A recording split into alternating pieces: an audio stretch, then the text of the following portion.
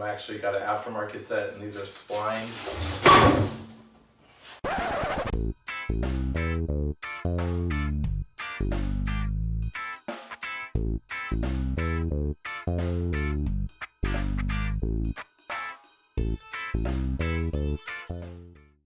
Thanks for watching DT Wrench Tricks and DIY. As you can see today, we are back on the Suzuki Forenza head gasket replacement job. Now this goes for pretty much any kind of head gasket replacement.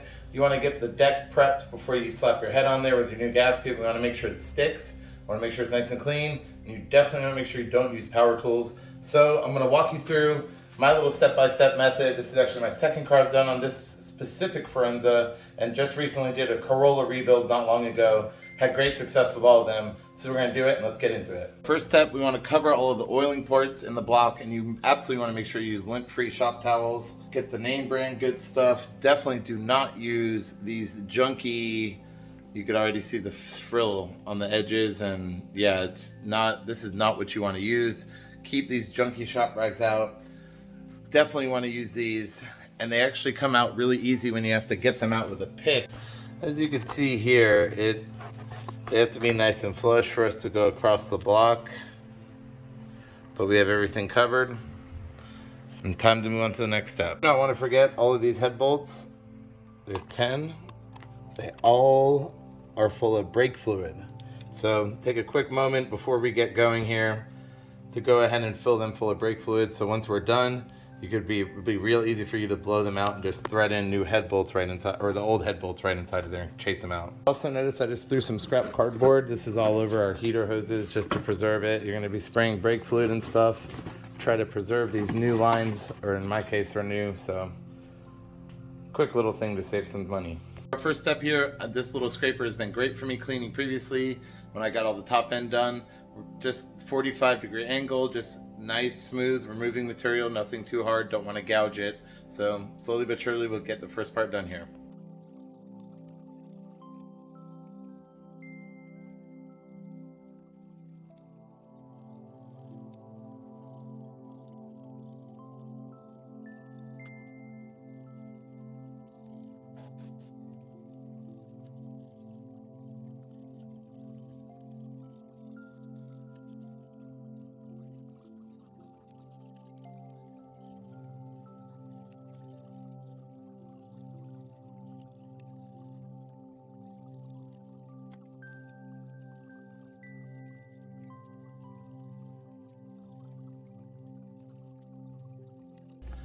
Now for the last part, what I like to do is go over it with a little bit of a razor. I don't want to go like anything too crazy. I'm just trying to feel with my fingers up. Okay, a little bit over there. I got to remember this spot.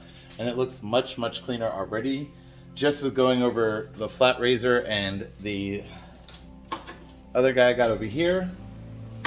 Now the last part of the scraping is I want to just go one last time over the little bits I was catching with the actual razor. This carbide scraper will catch like amazingly, so we're going to go ahead and do that right now.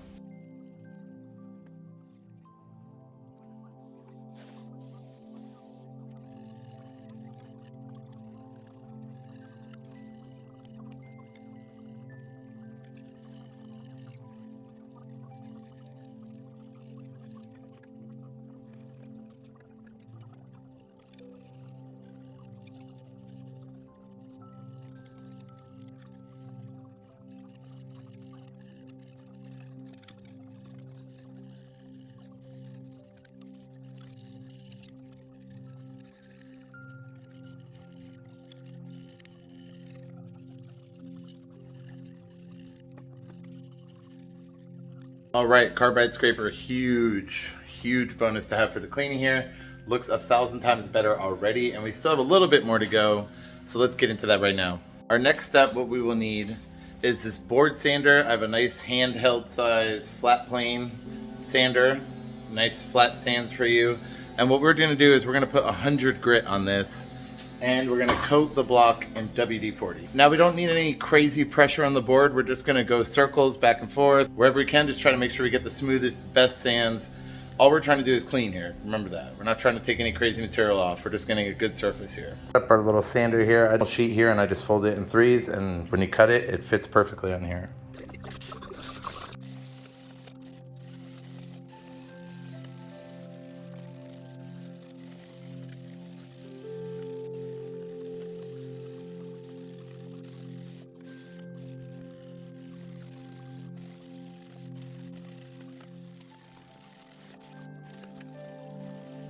And now our last part, the easiest part to tell you the truth, because now you're home free.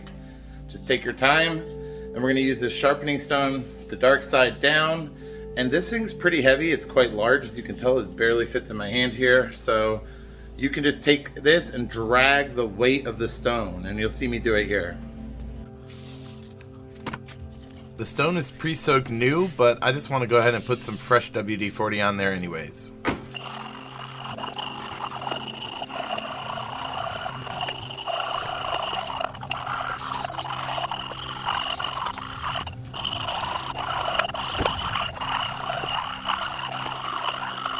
Let's see. There we go. You can see in there we got a nice clean block. Let's take a look. Looks real nice. This kind of stuff from where the actual gasket was, you don't have to worry about that. You can see the little bits that's left, that's stuff you won't even finger with your fingernail. So now sounds like a leaf blower convention out in my backyard here. So for our last part, we have to clean out the head bolt studs and to just wipe the block clean in preparation to set the gasket down. We're pretty much home free at this point, so I'm gonna go ahead and clean out the head studs and use the old bolt to chase them back through, maybe some compressed air to blow it out. You'll see, we'll go to it now. Brake cleaner is a really strong aerosol can, so we're going to use that to blast anything we can out of the head bolt holes. Once you see a nice clear film, you are done with the cleaning, and we are going to move on to using the air cans.